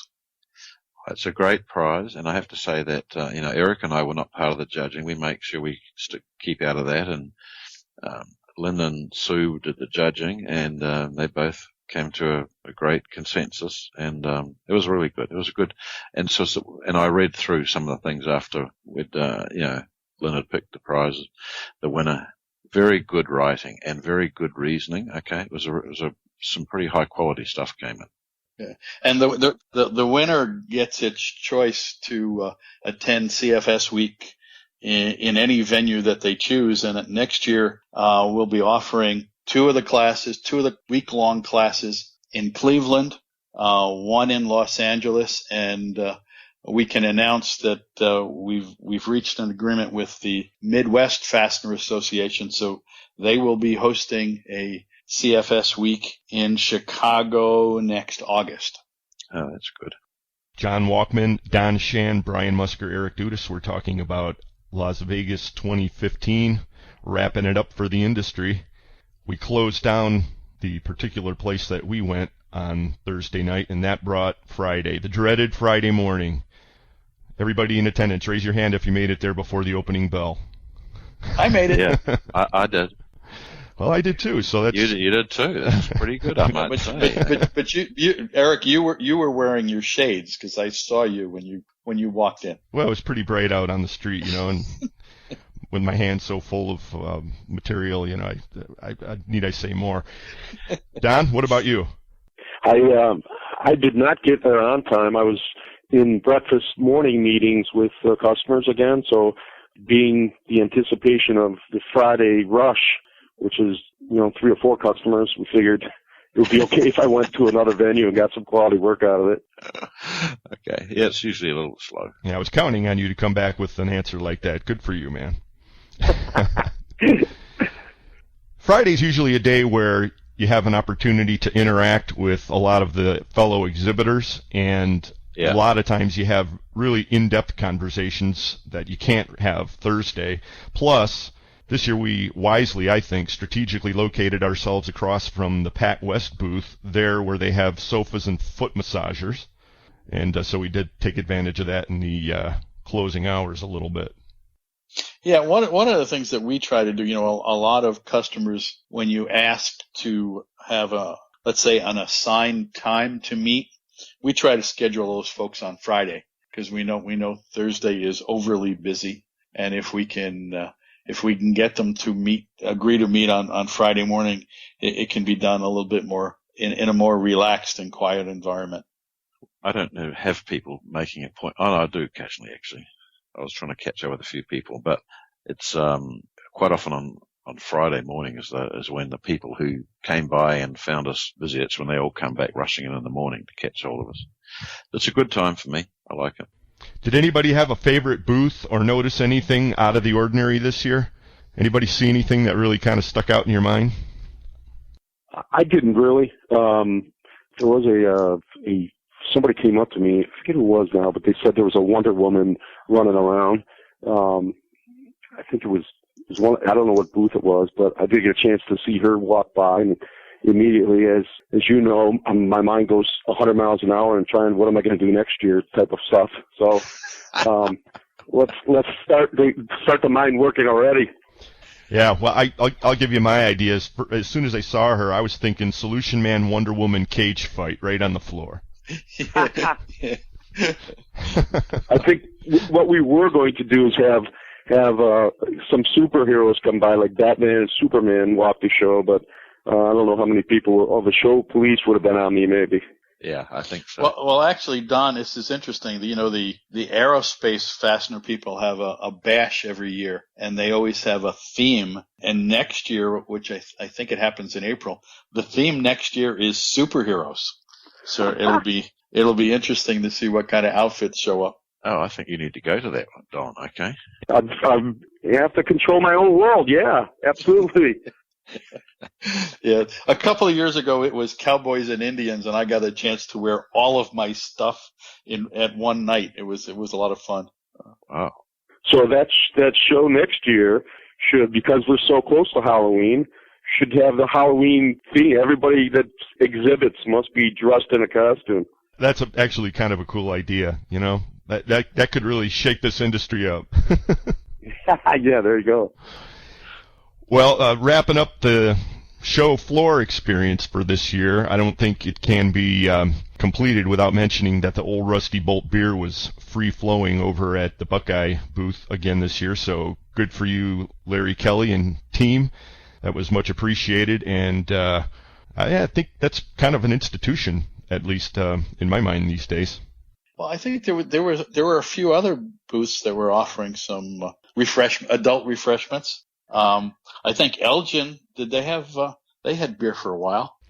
Yeah, I think it's a little more popular than it was a few years back, but that's the only place that I can really reliably score an Old Rusty.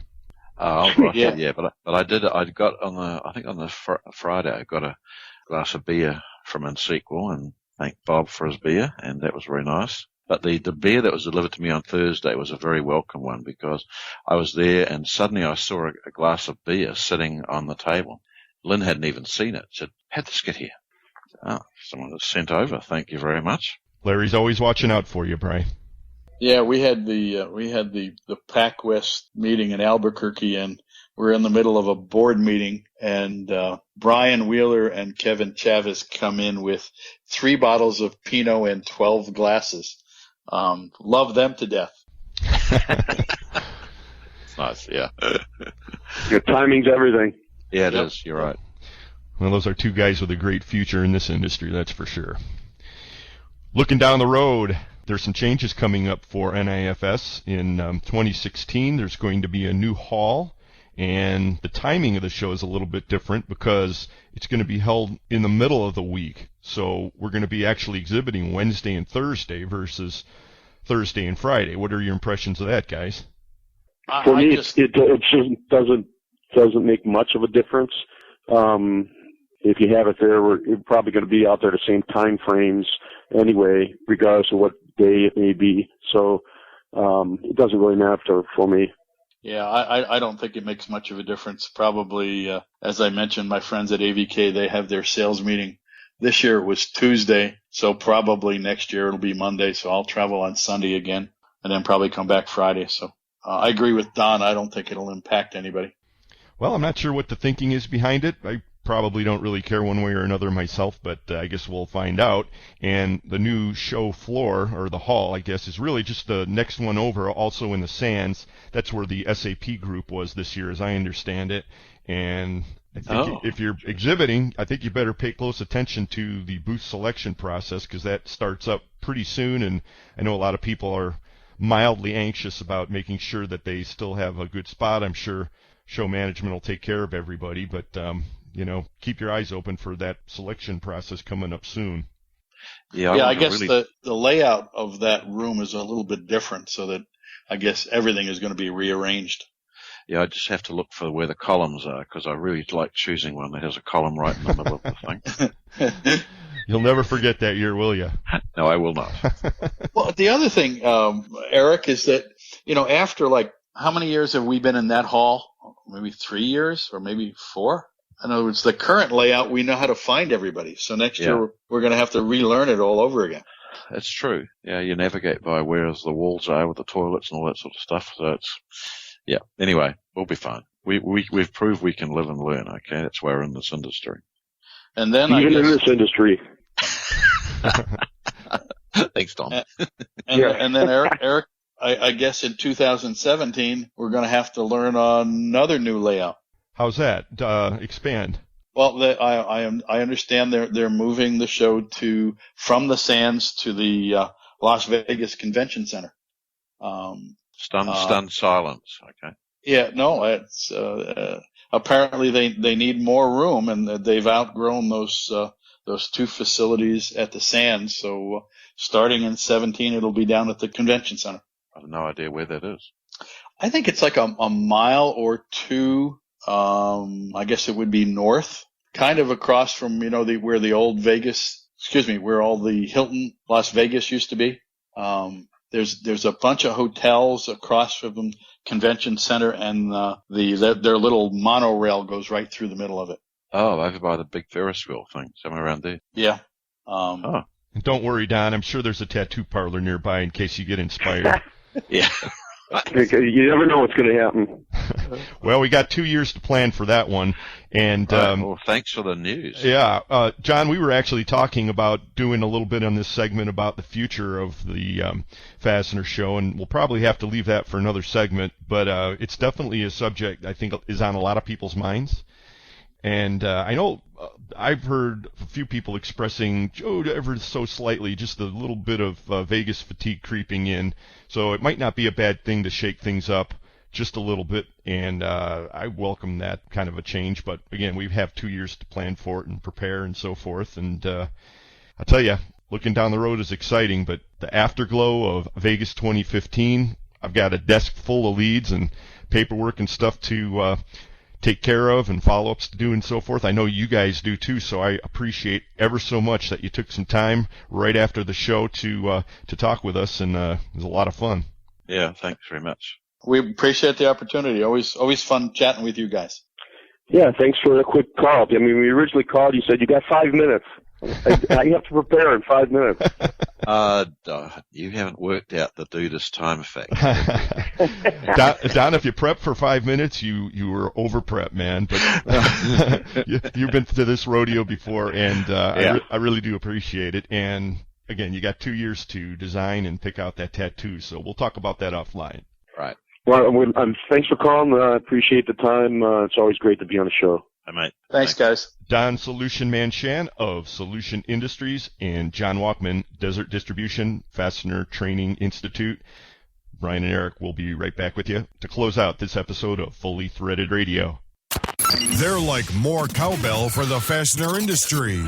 Brian and Eric. Fully Threaded Radio.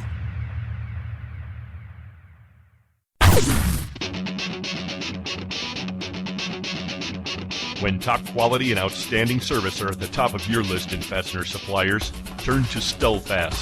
Since 1976, Stelfast has grown to become an industry-leading importer and manufacturer of the highest quality industrial fasteners, specialty items, and automotive parts.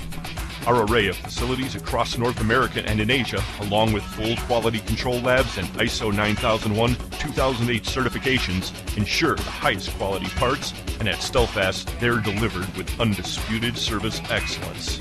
We're family-run and dedicated to your success. Our customers have come to depend on the expertise of our staff and the quality of our products.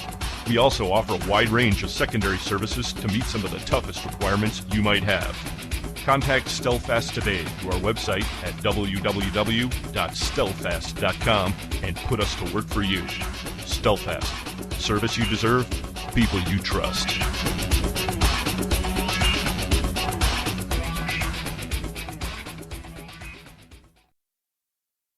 For a selection of hundreds of thousands of fasteners, check out your local Fastenal store or Fastenal.com. We can stock domestic or internationally sourced product locally and keep your bin stock filled for you at no additional expense. We are a 9001-2008 certified company that's made a huge investment in quality control so you don't have to. And if you can't find it on our shelf, we can make it for you at the quantity you need at one of our many manufacturing facilities. Learn more by contacting your local Fastenal store or visiting Fastenal.com today.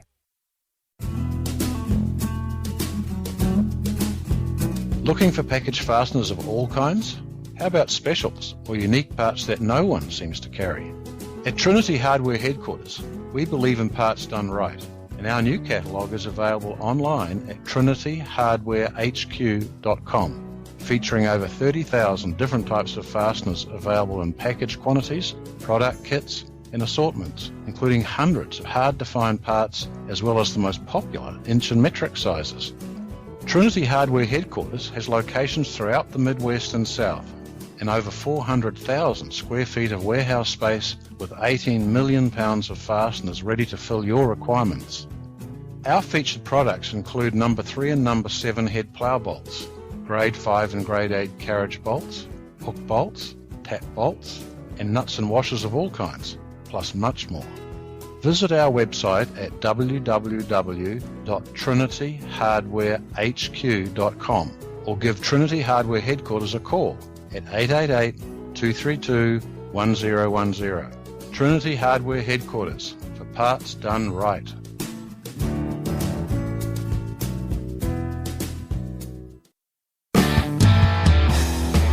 This is Rick Porter with Mid-Valley Distributors, the largest stocking distributor of fasteners in Central California. If we don't have it, weld it. You're listening to Fully Threaded Radio.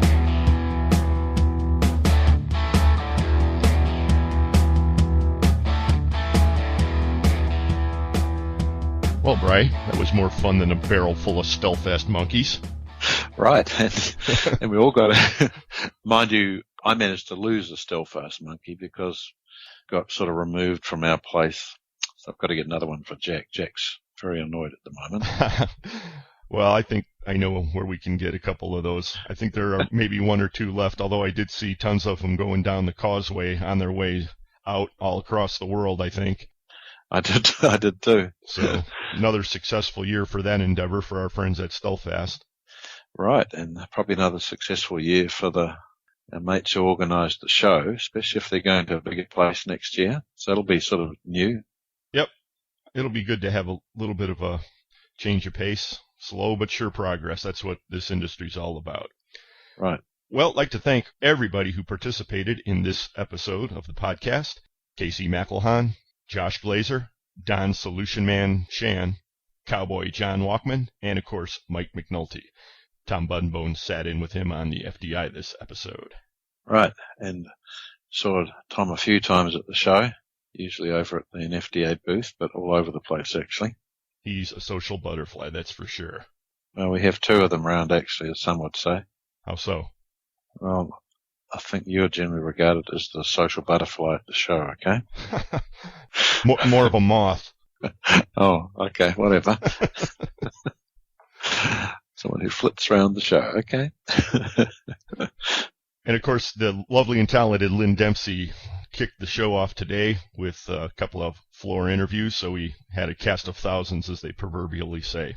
Right. The title sponsors of Fully Threaded Radio are Stelfast. For service you deserve and people you trust, it's Stelfast. And Trinity Hardware Headquarters. Trinity, for parts done right. Also, Lindstrom and the Lindstrom family of companies. Lindstrom by any measure. Also sponsoring Fully Threaded Radio. Today, we're Buckeye Fasteners. Fastenal. Fastener Technology International. InSequel Software. Indie Industries. The Worth Group, and Solution Industries, home of Solution Man. Thanks to all of them. Thanks to each and every one of you for listening in. Please get with us anytime at the email address ftr@fullythreaded.com or catch us on Twitter under the handle Fully Threaded. Or should say catch Eric on Twitter, okay? I'll be there, internet permitting. Right. Yeah, right. Yeah, someone's playing tricks on us, I think. Yeah, we're having a little rocky time lately in all things net related. I don't know exactly what it is. I think I will hold back any speculation at this stage. Yeah. You know, before we wrap this one up, I just wanted to point out that some of you may have noticed a little fastener canine incursion here and there during our conversation with Don and John. And I'd like to point out that, for one time, it was not Jack the Fastener dog in the background. That's true. So, apparently all dogs like to get on the radio, okay? Fastener dogs love Fully Threaded. And yeah. I guess John Wachman and his wife have done quite a bit of rescuing out there at their Phoenix area ranch. And so the little ones were running around John's office apparently today, rambunctious as always. Right. And I hope some of you out there have your own fastener dogs, and no doubt they're hanging out in your office too. Seems like a lot of fastener people have that going on. Or shut out so that you can record, whatever the case may be, okay? Well, whatever your situation, folks, we hope to see you again on episode 99 of the podcast. Yes, we do. And until then, we'll put this one in the history books. Yes. See you next time, folks, okay? For Brian Musker, this is Eric Dudas. Get out there, sell some screws, take care of all those leads from the big show, everyone. Yeah. And we'll talk to you next time.